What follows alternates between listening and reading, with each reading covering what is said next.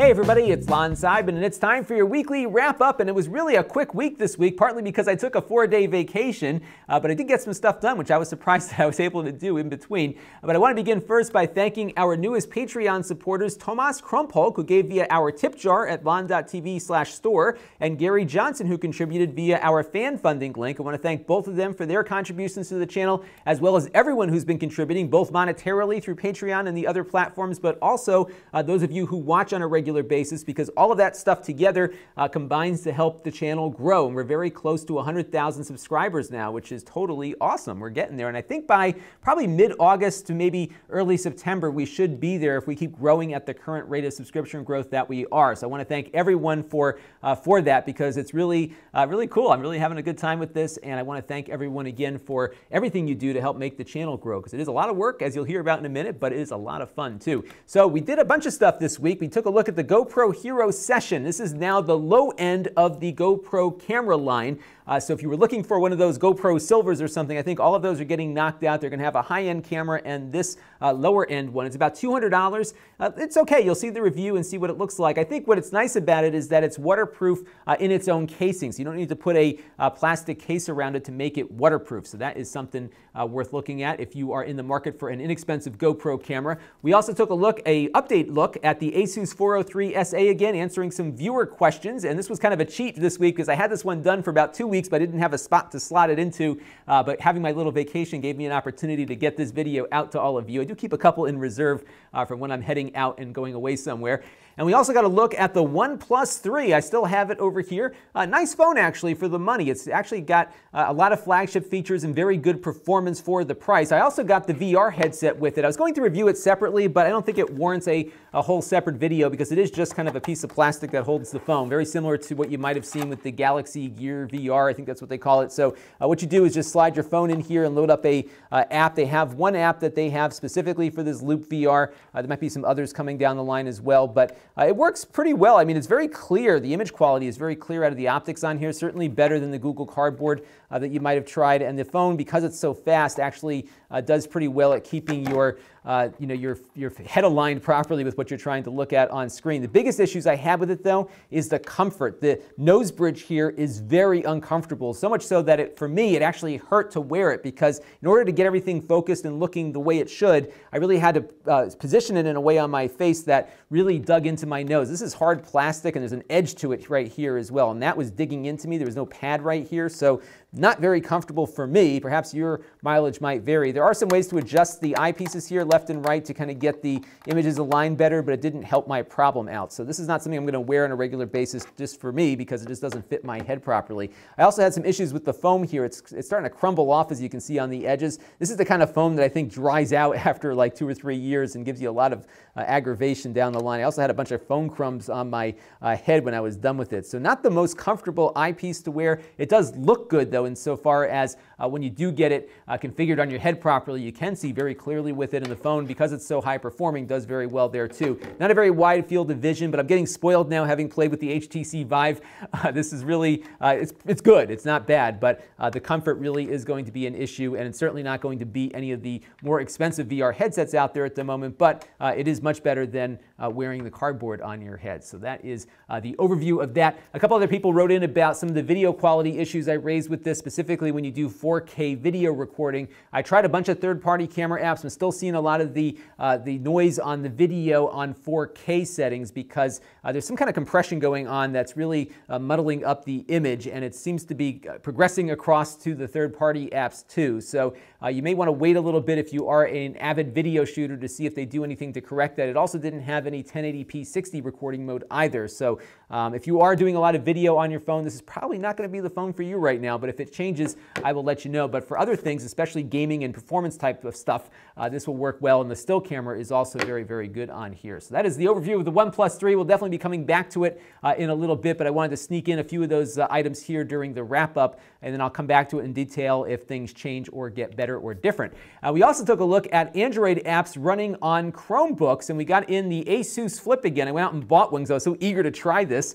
I got the one of the warehouse deals from Amazon on my Chromebook Flip, and it really does work exceptionally well. I was surprised by how well it did work right out of the box. So I put the thing on the developer channel, and you can see in the video all the stuff I was able to do with it. So very, very good first impression on a very beta version of the Android and ChromeOS integration, which I'll talk a little bit more in a second when we get to the Q&A. And now I got a little news this week. This is something that caught my eye when I was browsing the web.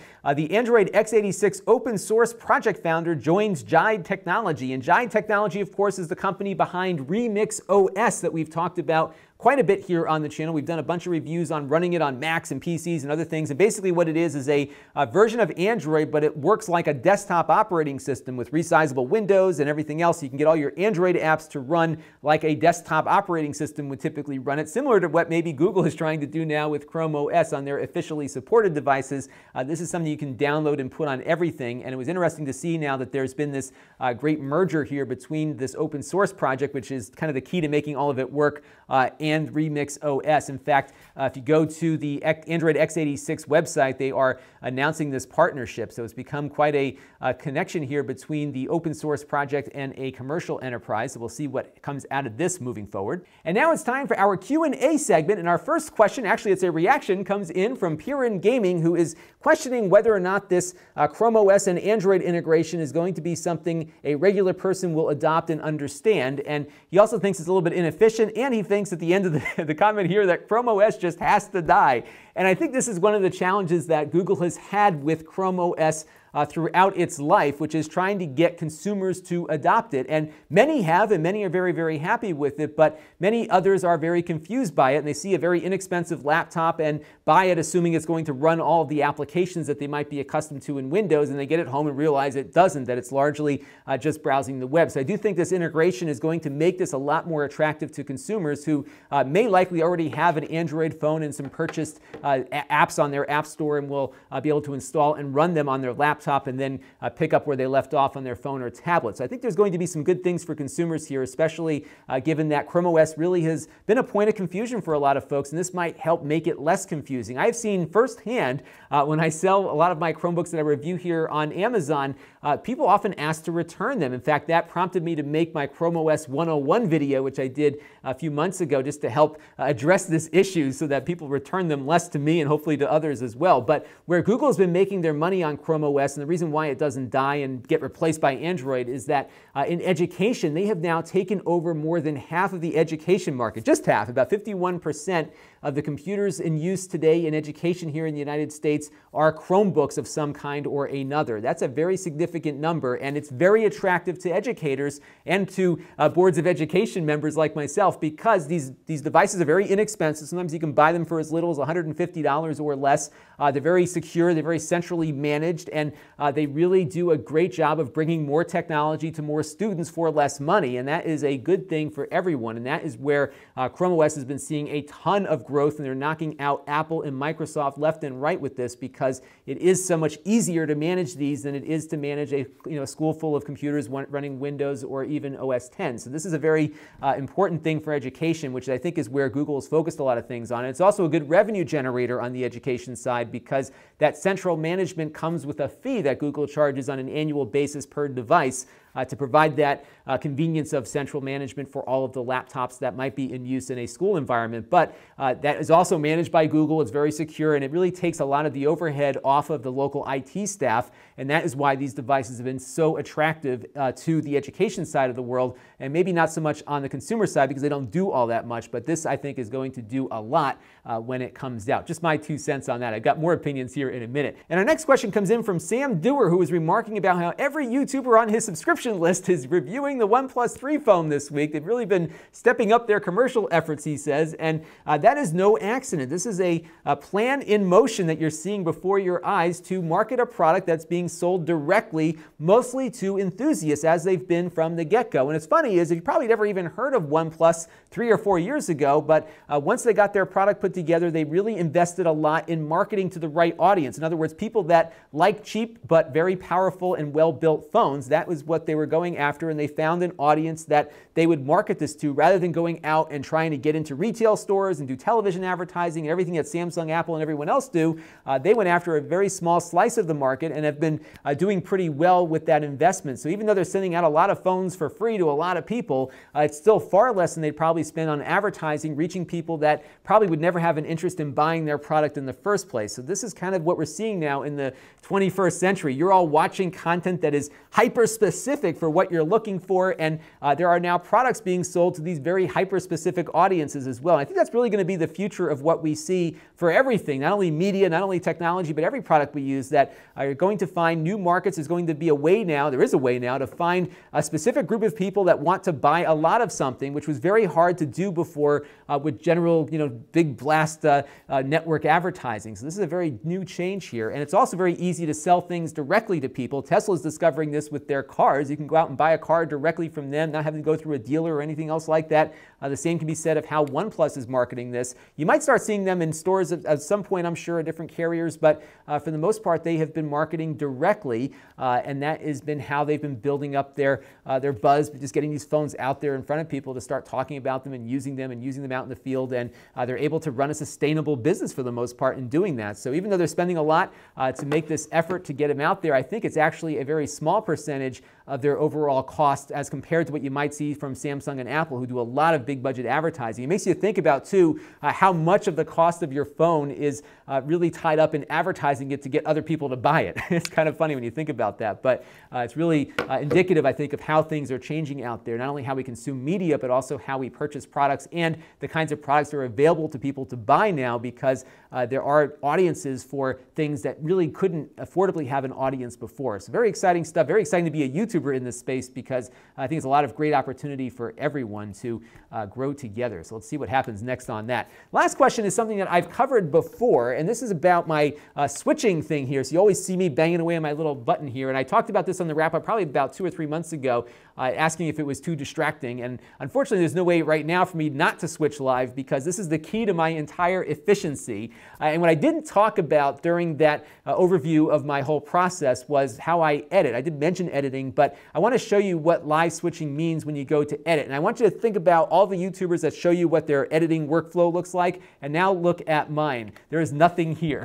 So this is why I live switch, because I can take all the video I'm shooting here, just drop it into Final Cut Pro, and just kind of clip kind of string the clips together. I usually stop recording when I make a good point and I want to catch my breath for a second. So you'll see here there's 2 different clips running, and I keep note of where I left off. So if the camera was on me when I stopped, I would make sure it's on the computer or something else when I started up again, so I didn't have jump cuts. I am not a big fan of jump cuts, even though everybody on YouTube does them. The reason is that I took college classes in the mid-90s when jump cuts were grounds for failure. So I just have these visions of my 2 media professors in my head, threatening you with a lifetime of deportation from college if you ever use the jump cut. So I never do that on my videos here. So you can see generally they go from clip to clip. Now I did have one jump cut in here from this last video that I did, but what I ended up doing was finding some B-roll footage and kind of bridge that gap there. So that is the only cutaway I had in this entire video, and this shows you just how efficient when you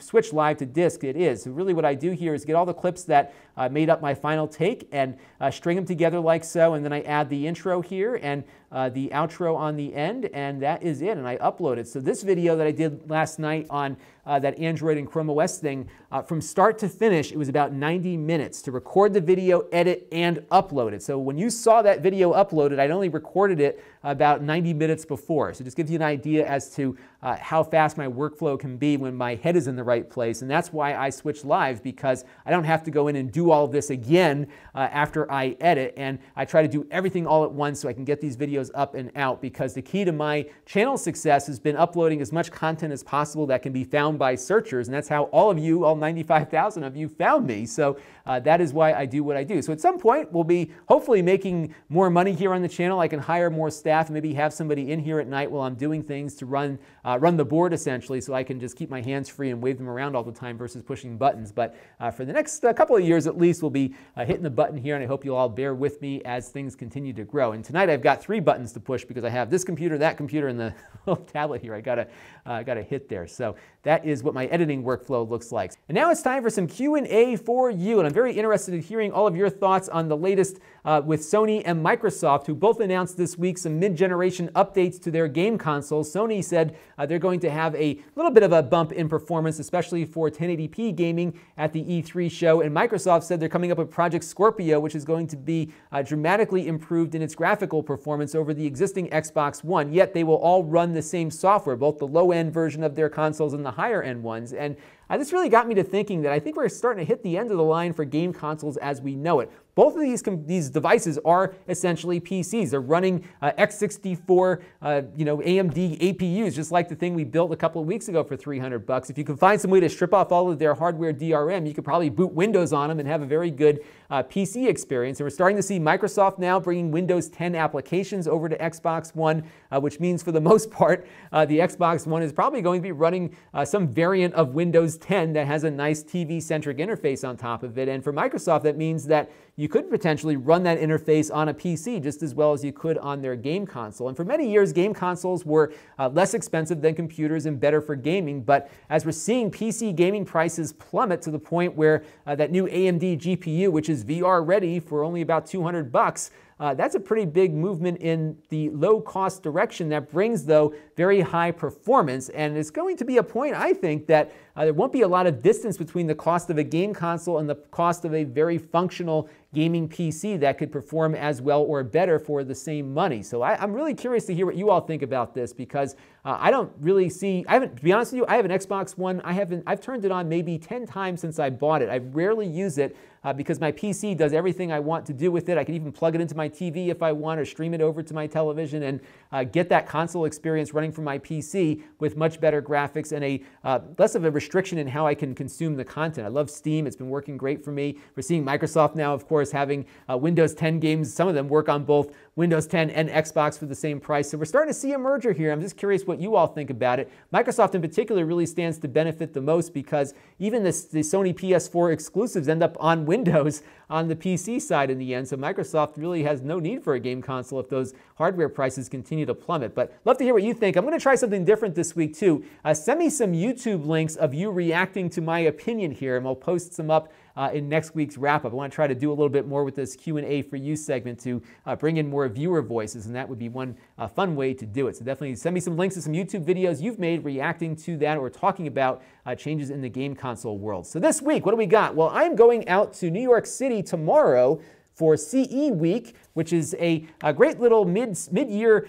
get-together of consumer electronics companies and journalists. So I'll be out there for a little bit tomorrow and on Wednesday, and then I'll be back to tell you all about it, hopefully by Thursday. So it might be a little bit short on content this week as I'm traveling a little bit. I don't have anything else in the hopper, but it's a fun show. I love going to it because I do like connecting with the brands that make the stuff I review as often as possible for good networking and other things. And there's a neat connection here because CE Week has a little event at the end of it, actually a big event, called Get Geeked, which gives the general public access to all the things that the press sees earlier in the day. So you get to meet with all the same people that I'm going to meet with. I believe it's free of charge, and registration, I think, ends tonight or tomorrow. So take a look at that link below in the New York City area. It's definitely worth checking out. Lots of cool stuff. They do a really good job of connecting brands to consumers directly. It's a really fun show to check out. Now, if you want to help the channel, you can. You can go to Lon.TV/Patreon and make a monthly contribution to the channel. We also have my fan funding link at Lon.TV for a one-time contribution. You can also shop at Amazon at Lon.TV/Amazon. And when you go there, it's not going to tell you that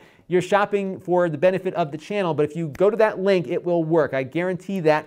The way Amazon works is they put a cookie on you just so it can register the sale and credit the channel back for it. So we get a small portion of the sale. It doesn't impact your price, and it's a great way to passively help the channel. If you want to engage with the channel, you can go to Lon.TV/email to get on my weekly email list where I tell you everything we did the week before. You can see me on Facebook at Lon.TV/Facebook. We got the Reddit page that I need to get back on. I was missing for a couple weeks, Lon.TV/Reddit. And of course, we have my store where you can buy all the used items that I purchased to review on the channel and I'm now reselling, so that's a good way to get a good deal on something you may have missed. It's a little bit short on inventory right now, but don't worry, there's always more stuff coming, so check back on a regular basis. And I want to thank all of you for watching. Please keep those comments and questions coming. And I know I've been not as good at responding to comments as I used to be, just because I get so many now. It's hard to keep up with them all. But do keep commenting, and I do try to pop on as much as I can throughout the day to respond to comments. And many do get responded to, and many others come on the channel here for the Q&A segment too. So definitely keep commenting. I do see most of them, though sometimes they kind of stream past me in between looks at the comment thread there. But I do appreciate everyone who is helping get this channel to 100,000 subscribers. We're almost there, so stay tuned, more to come. This is Lon.TV, and thanks for watching. This channel is brought to you by my Patreon supporters.